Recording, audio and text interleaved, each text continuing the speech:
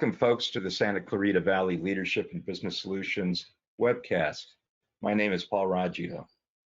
And I'm Lisa Raggio, and we're so happy to be here today and partnering with the Signal to be bringing value-added, important conversations to our community. We're super excited today because we'll have an opportunity to talk to John Vance. He's the president and visionary of Vance Wealth, and he's very committed to this community in many ways, and we're going to have a great conversation. But before that, Paul, tell us about some things that are on your radar. We have a great offering, especially in light of the end of the pandemic and businesses relaunching and opening. And we hope you take advantage of this, but we offer a complimentary business health checkup. And you'll first get a questionnaire, and through that questionnaire, there could be anywhere from 60 to 100 questions that are relevant to your business. Covers everything from financials to your how you actually do your strategy and your planning, to your team, to what's your market and what you're looking for in terms of customers. And then you'll spend about 60 to 90 minutes with us. We'll go through the business health checkup list itself and see if there's challenges that we can help you with. It's complimentary, doesn't cost you a thing except your time, so we encourage you to take advantage of this. Excellent. Well, it is now our pleasure to be introducing you to John Vance, as I said, president and visionary of Vance Wealth in Santa Clarita. He's also the board chair of the Santa Clarita Valley Chamber of Commerce and the board president of Single Mothers Outreach. And John's strategic vision for Vance Wealth has been steadfast, creating a financial investment practice with the singular focus of helping clients achieve more than they could have ever imagined. Financial planning and wealth management has been inherent to John since his childhood. Growing up, he was always interested in saving and managing money. Equally important to him was connecting with people and being a source of help and inspiration. Driven by these two lifelong passions, he opened Vance Wealth in 2003 with one vision in mind: a financial services practice with a client-centric culture dedicated to caring for clients and their families. John is both a certified financial planner professional and a certified divorce financial analyst. His plan-driven approach has been a major factor in helping Vance Wealth's clients reach their financial goals and feel confident in their financial future. He has extensive experience working with individuals and families, listening and addressing their financial concerns, and establishing trust through genuine caring and sound financial stewardship. This care philosophy is embedded in the Vance DNA, extending to the dedicated team that John has built over the years and continues to mentor. And wanted to mention also that John was named to the 2020 edition of Forbes' Best list of Best in State Wealth Advisors. Welcome, John Vance. Thank you. Thank you for having me. I really appreciate it. Well, we're super glad that you're here. We have a lot of good things to talk about. And if you know us, we always start with why. We got a little bit of that in your bio. So could you elaborate on your why for Vance Wealth? Yeah, I think there's multiple, so it's sometimes a difficult question to answer in terms of just boiling it down to one. But I think a big part of what we really help our clients with and what gets us motivated every day is trying to take this stress and anxiety out of money related and financial related issues, because we know that if we can alleviate some of that, it really allows people to focus on what's important to them. And at the end of the day, we only have one life, and so if we can really focus on the areas that we love and are passionate about, and if we can make an impact on the financial side so that they can truly spend their time in those areas, then we've really done our job. John, we've got something in common. We both graduated from the Santa Clara University. And I'm really proud of it, as I know you are. But just looking at your bio, 6 years later, you started this business. So talk a little bit about, what inspired you to do this and some of the steps you took in thinking through, hey, I want to start a business, and understanding some of the risks involved in that. I think that'd be really helpful to the audience. Yeah, so it was pretty remarkable to come right out of college and go into this business, working for another firm where I worked for 5 years, and then I launched my own company. And a big part of that is I think entrepreneurship was always in my DNA. if you had my mom on this podcast or this webcast with us, she would definitely share that I was always focused on kind of just being a leader and I guess marching to the beat of my own drum. And so, I think being in an entrepreneurial role really allows me to make the greatest impact. But as you know, when you start a business, you don't really feel like an entrepreneur. It's kind of very lonely, right? It's just you, and then you add one staff person, and it just takes time. Now I feel when I look back, almost 20 years later, now I can really look at, we've been building a business with a great culture and a really amazing team. But that journey was not easy. I launched the business. I think it was maybe a month before my first daughter was born. So, and my wife, she actually left her career. So all at the same time, I don't know what brilliant idea I had to do it at that time in my life, but it was kind of that launching point, and a little bit of, when you're in an entrepreneurial role, you kind of are forced to take some risk, and also you're almost forced to succeed, because that, failure is not really an option. You have to just, you have to persevere and work your tail off to make an impact. And so that journey at the beginning was really tough. Now looking back, I think that's a big part of the learning curve, is going through some of that pain of starting. But this is a tough, all entrepreneurs and all businesses are tough to get launched. Now it feels like where we are today, we've made so much progress, but man, at the beginning, it was a lot of grind, a lot of working weekends, a lot of working in the evenings. And I appreciate that journey, because I think it's allowed me to have a respect for what we do, but also in cultivating that next generation of leaders in our company, it really helps me, hopefully make a bigger impact on their lives. Yeah, John, I appreciate that you said forced to succeed. And I thought of a couple things. Number one, COVID has presented this opportunity for forced evolution. And how have you adapted, improvised, and overcome? And then when you were talking about the grind, I couldn't help but think about what we just heard from you in dialogue we had in our executive leadership retreat, Storm into Norman. So just a couple of thoughts in regards to COVID, and then that concept of storm into Norman. Yeah, so COVID, today is June 15th, right? So technically we're starting to get back to some normalcy. I think officially today, well, hopefully that'll stand up for us here as business owners and as human beings, right? But as we reflect back over the last, let's call it, I guess we were probably 15, 16 months, COVID presented a lot of challenges, especially early on for our business, because the markets, really were coming unglued, and the stock market dropped like 35%. And obviously we're in the business of helping people manage their money. So we had anxiety at all-time levels, not only because of the health anxiety, but also because of the financial anxiety. And so, we feel really so one thing is we had to be there for our clients, even though we had to work remotely, we were all set up for that. We had laptops, our team kind of scattered, to their respective homes, but we were able to serve our clients. And again, we had to serve, we had no choice, because we had a lot of webinars, a lot of calls, just to kind of make sure that we could kind of guide our clients through a pretty difficult time. And then now looking back with obviously the bulk of the financial pain behind us, we were really fortunate as a business to be able to thrive and grow. I mean, we're going to probably be up 40% this year, and a big part of that is because the trust of our clients and their kind of, I think, willingness to follow our guidance into, we've been pretty optimistic about the recovery and from a financial perspective. So we feel really fortunate because, during COVID, our business has gotten healthier. We've been able to make a big impact on our clients' lives. And I know that's not true for everybody. So it's definitely something we don't take lightly. We feel fortunate. And, the one thing that I think we all talk about as leaders is when you have times of either disruption or pain or something, I feel like most of us take the high road and start trying to get better. How do I improve? How do we run a better business? And so we've had to adapt. We've really had to make sure technology is a big component of how we deliver our advice. We're in kind of the old school business as well, as people want to have face-to-face meetings. They want to come sit in front of us. And so I think especially for our retiree clients who aren't used to using Zoom and all these things, it really forced their hand.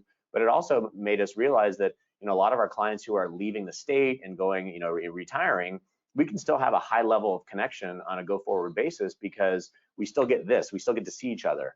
And I think COVID really kind of accelerated that transition for most people. And honestly, I think that's going to expand our business, because now it truly means we can do business anywhere.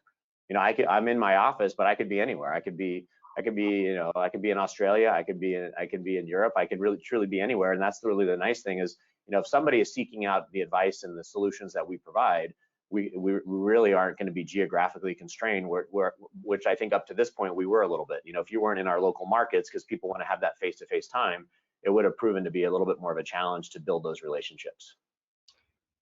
Yeah, I want to stay on this line of discussion here because I think it's really important. And we have gotten to know you pretty well, John, and we know that you're scaling again, and you're talking about this expanded opportunity that you're creating in the marketplace, really important. And we had a discussion right before we started taping this about, you know, you're looking at, and especially as a visionary, your strength is in being a visionary.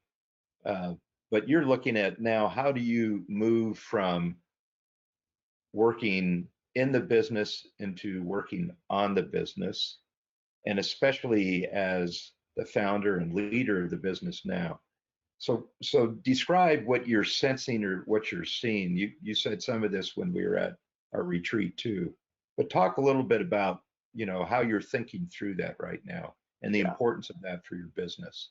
Okay, and I'll even go a little bit, take a step back. You know, when I started this journey, you know, going back to 2003, when I, you know, really went out and, you know, started the business and went out on my own, I kind of had this mentality of, you know, I'll be the key lead advisor that will guide clients. I'll have a, you know, probably a small admin team, and I'll be able to build up, you know, a fairly small business that can just service a pretty small group of clients. And so one of the things is, as we started growing and having more success, you know, the two things that kind of stuck out to me is, number one, if we are limited in our team size, then we can only serve a small group of families that, you know, that might need our services. So we actually couldn't help more people in the community. And then number two, I had this kind of sense of, you know what, I think an area that I maybe is my natural strength is to be able to build a good culture and start to really hire that next generation and create like an amazing career path. Because I think, you know, the financial planning field is fairly new, and it's you know, it's probably going back now 20 to 25 years, where it's way more developed. You know, if you look at the legal field or the accounting field, those have been developed for, you know, 100 years. And so I truly think what we do and what we provide to clients is amazing, a value add, but there's not really this kind of set career path. You know, it's been a traditional sales model. So, you know, we try to really change that, and it's really an advice model. And so it's allowed me to then focus and say, hey, I want to build up a team of, you know, bringing that next generation out of college, teaching them the skill sets on how to advise clients, and really creating this amazing career path where, you know, not only can they have a rewarding career, but they can also provide well for their family. Because, you know, this is a, you know, and being in the financial services, we're lucky, we have, you know, it's a good margin business, and, you know, we get to, you know, take care of some amazing people. And so, you know, kind of that's kind of how that journey started. And, you know, now that we have a little bit more maturity, I think I think all businesses go through this journey, right? You have that amazing growth period where you go from almost nothing to, you know, some level of comfort, right? Where you can pay your own bills, you can grow, you don't have that anxiety around, are we going to make it? And then you go through this next transition where you say, okay, I need a stronger team around me. So what do I need to put in place? How are we going to run our operations? How are we managing our people? And so we're really in the midst of this. And I just recently hired a COO, a chief operating officer. I hired what we call our director of people and culture, and she's handling most of our HR and our team building and our team development. And so we're finally getting to that point where I think we can kind of, I don't know if the taking a leap is the right term, but I think we're at a point now where I don't want to say we've gone sideways, but it took us time to kind of build that strong team, and now we're ready kind of for the next phase. And I think what that allows me to do is really be in that visionary role, or be in the role where I can be a true leader to our team. But now I got to take the hat off of management and operations, which I've been so ingrained with for the last almost 20 years. And that transition's been harder than I thought, because I've been so wired to do it. And so, and that's a skill set that we need to develop, but it's definitely hasn't been as easy as a transition as I thought it would be. And it's especially hard because you start getting away from all the activities, and then I'm wondering, what's going on? Is somebody doing this? I used to know about this. And so that does make it a little bit hard as our company has grown. Yeah, we see something with our clients about, you got to delegate to elevate, And it's definitely easier said than done, and that's what you're talking about.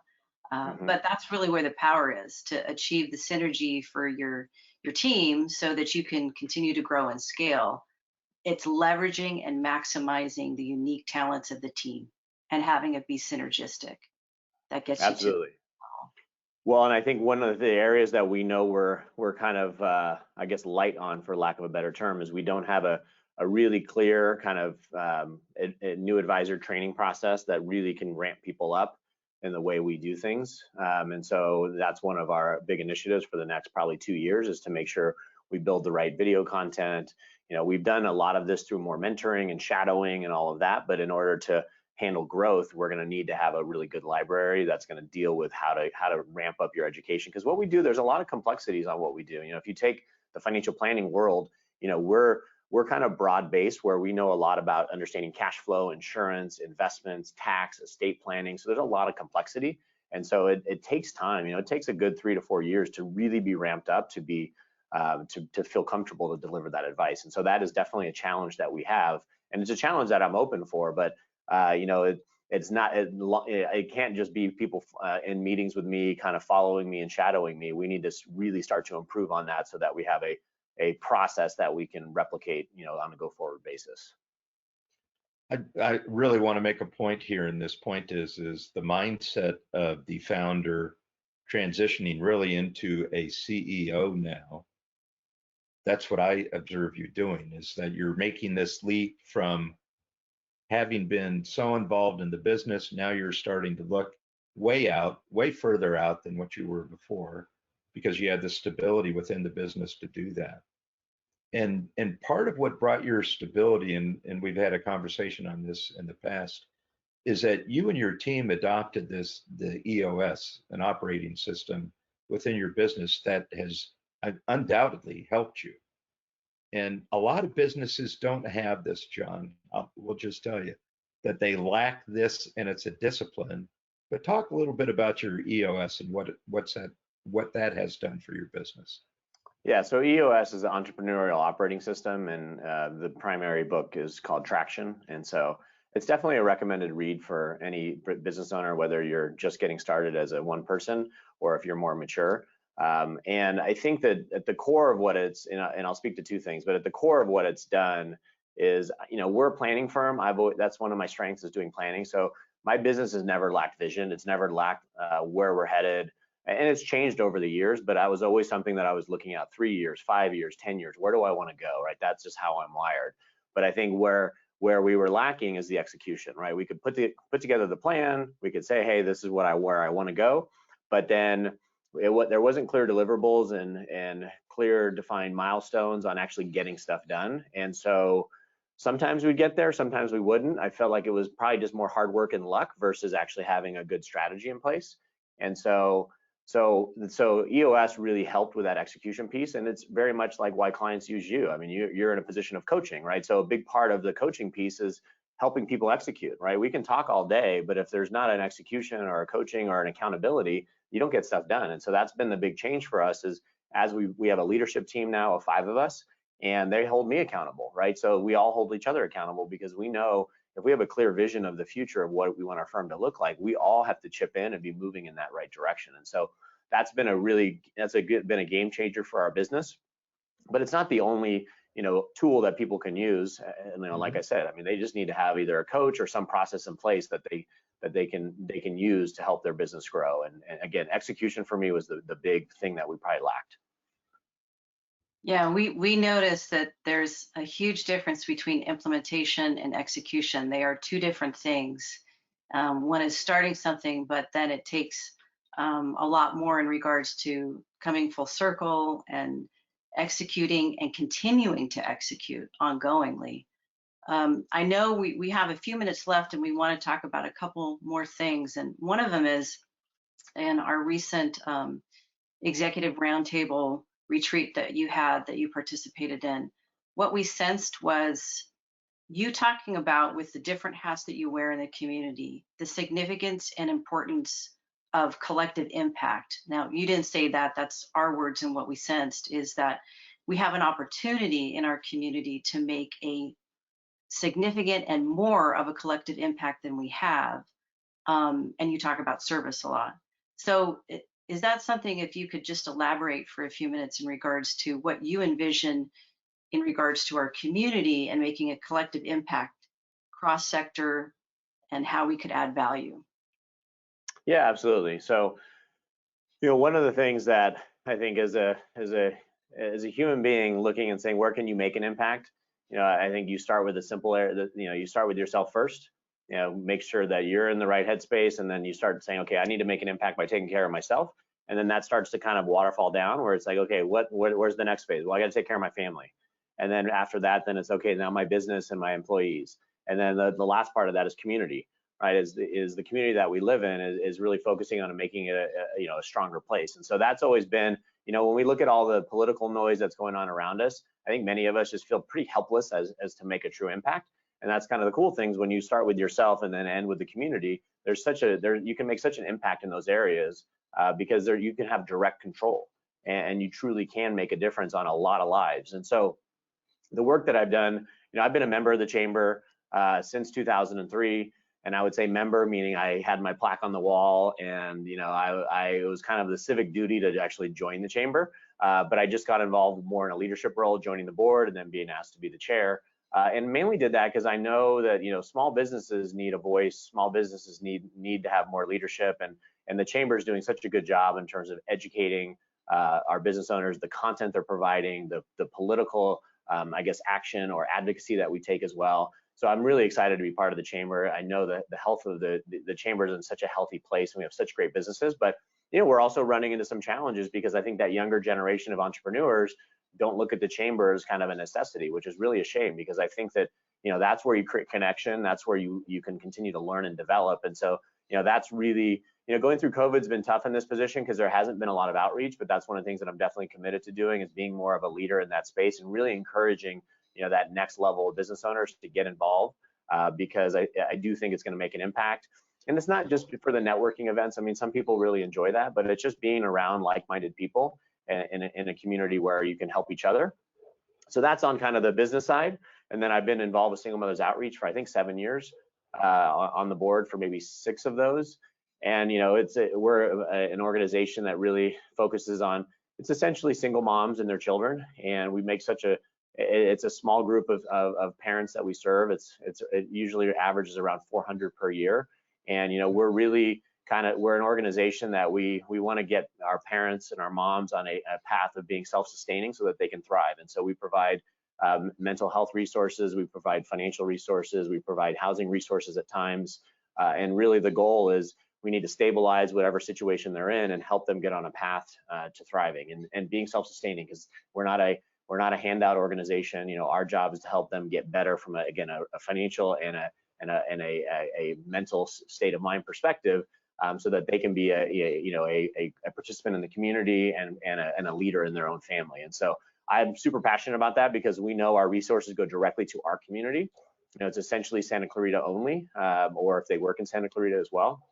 So feel very fortunate. Sometimes they get spread a little too thin, so I'm happy to kind of champion those two to make sure that I don't get pulled in too many different directions. So hopefully I answered your question, but those are the things that I'm super passionate about, and I want to continue to make that impact. And I don't think that'll ever go away. I don't have any plans on retiring, even though that's the business we're in, is helping people retire. I think the longer I work, the more I push, the more people we can help. Yeah, I just want to add a quick follow-up to that from my experience with the YWCA, which is the largest domestic violence shelter in our country. And I had the pleasure and privilege to work with them. And economic empowerment and economic advancement is key in regards to what you're talking about, for our single parents to be thriving, and to look for ways in which that they can and sometimes escape. That is the primary function of what they look at, is economic empowerment and advancement. So it's really significant to be empowering those that need our help in that way. And since you brought up the chamber too, we're really excited and just want to talk about a few minutes before we sign off, the opportunity that we have coming up with our Growth Club, which is a quarterly planning workshop that the chamber is putting on and that we are going to present and be the facilitators of. And I know that we're going to be having it at Vance Wealth. So Paul, if you'd like to share some words in regards to our quarterly planning workshop on July 9th at Vance Wealth. Sure, this is exciting, and it's something that we've been brought in by the chamber to do, and the last couple have been virtual. This one's going to be the first in person. It's a half-day workshop. 2 people per company will be allowed to come. That's part of the registration fee. You get the lunch as well as the workshop itself, and we have an award-winning template that will help you plan for third quarter. And we not only discuss that, but we'll talk about how to best position your business transitioning out of the pandemic. So, and understand, we're still in a transition phase. We're going to be in a transition for the next 6 to 12 months until we really understand the impact of the pandemic and COVID come fall. So you can look for a new novel environment probably 6 to 12 months from now. But that shouldn't stop you from really looking at how do we best relaunch our business and position it to thrive in this new novel environment. So it's a half day. You can go to the chamber website, look at what the registration cost is, but that'll get you the lunch, gets you the workshop, as well as a great opportunity to network with other business owners and CEOs, and then go through a very detailed planning process. And then in addition to that, we're providing 6 additional group coaching lessons as part of this overall structure for the planning workshop itself. And those will be weekly and 1-hour group coaching sessions. And John, I know you've had some of your people attend this in the past too. Yeah, and it's been, you know, it was a great resource for them. You know, just getting guidance from you and leadership from you. I think one of the things that, just if I can put a plug in for this, is, you know, too often, you know, people try to go it alone, or entrepreneurs try to go it alone. They're like, I'll try to figure it out. And unfortunately, what happens is there's always mistakes because they don't have somebody who's been through that. I think that's the benefit of working with One True North, is you're going to have somebody who can kind of guide you through because they have that experience. And, you know, we don't all have the answers, but at least being maybe in a room where you have other peers that can guide you through. But it also it accelerates the learning curve when you have people that you're working through these issues with. And it also forces you to take the time, because when you're doing planning and a lot of this in kind of what I would say in quiet by yourself, you're not holding yourself accountable. When you kind of say it out loud and you have coaches or you have peers around you, it really forces you to step your game up and get better. And so, you know, that's one of the things that we try to harp on our business owner clients is you got to get help. You can't do this alone. And, you know, because if you try to do it alone, you're going to take all the time away from your family and things that are important to you, because you're not looking for those resources that can really accelerate your development. Yeah, and John, from what we've heard from you, because we've been on your webinars, we have a lot to look forward to, right? I mean, there's good things to come. There definitely is. I mean, I think naturally we tend to have a little bit of pessimism, I think, when we view the economy or the future outlook for the world. But, you know, we think that there's a lot of good things happening for our country, for our world. And I think optimism should be how you kind of your guiding principle.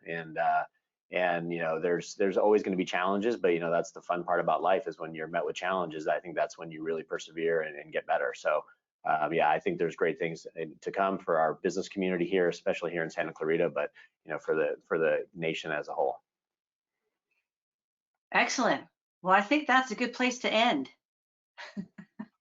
Yeah, thanks so much, John, for being our guest today. And I mean, just a lot of lessons learned out of this. And the most striking to me is really your ability to scale and all the things you've done to get to this point. And then you looking at changing your mindset, or not really, you've had the mindset, but now evolving into really working on your business instead of in your business. That's really going to help your business overall.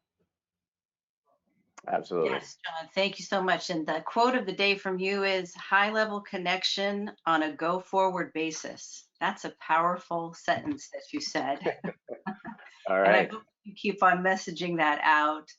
And we want to thank our listeners and our viewers, and we encourage you to go to onetruenorthcoach.com to find out more. We have a COVID-19 resource page that we think is very helpful for our small business owners. And it's an opportunity to find out more about who we are, what we do, how we serve, see our testimonials, and find out more about our business health checkup that Paul mentioned at the top of the hour. So thank you for joining us, and we look forward to next time, and see you soon. Thank you. Thank you.